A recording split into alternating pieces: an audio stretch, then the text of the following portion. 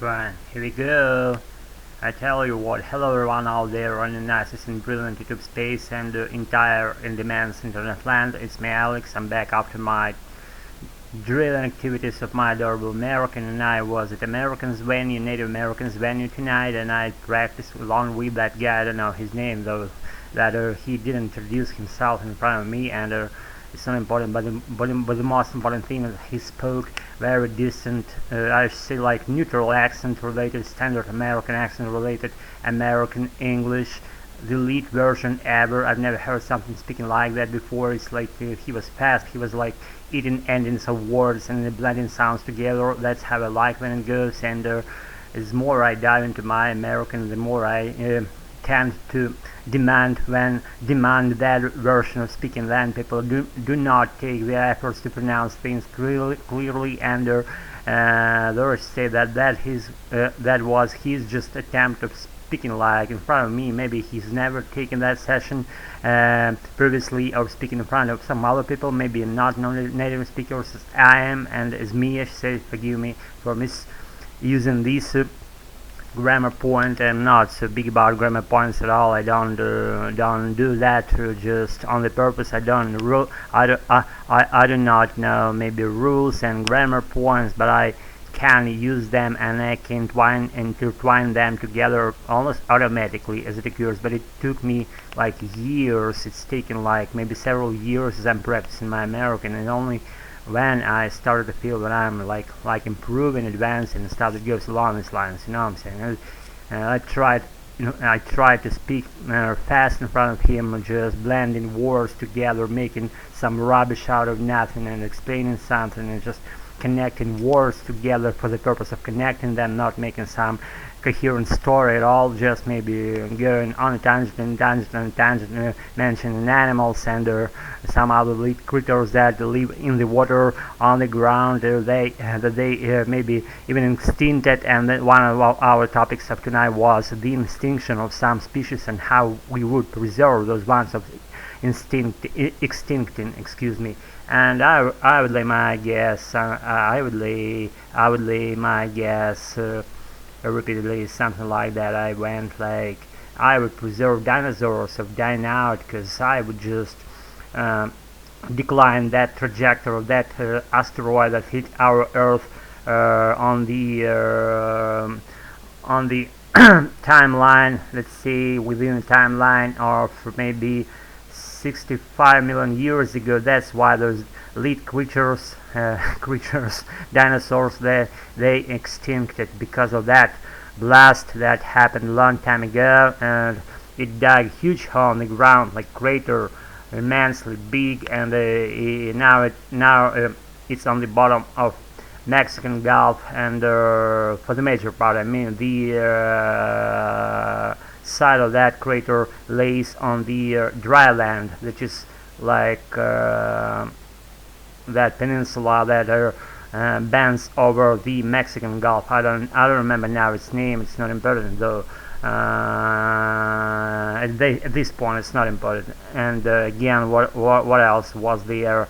There was a story pitched by another cool dude of amongst those Native Americans. He's always like the most eloquent version, maybe all those people that gather there regularly on a regular basis. He's like on the top, in my opinion, because he speaks again is another version of American English, but he is not making any friggin' efforts of pronouncing things clearly for us, which is I'm all contented about, because I like to challenge myself when it goes not almost like there, maybe 99.5%.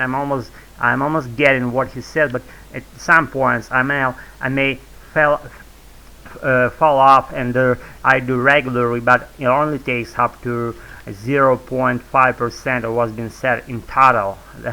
That's how much I don't get sometimes, and it's good. I mean, I learn, and I'm not learning. I'm mastering my adorable American, and I got fucking sidetracked again. What I was gonna say, that that blast that occurred 65 million years ago, and that's why dinosaurs extincted, and what else?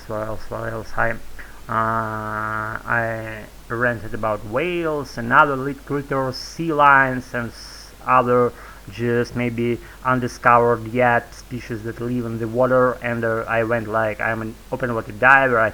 I like all the underwater creatures on the globe, all them I like, and I like all them because I'm so big about diving and snorkeling, and whenever I do that I see some plethora of unknown creatures around me, and I'm pretty amazed with what I see because it's something different that you see regularly on the surface on the dry land, and it's not the like living world that we got used to. If you haven't dived and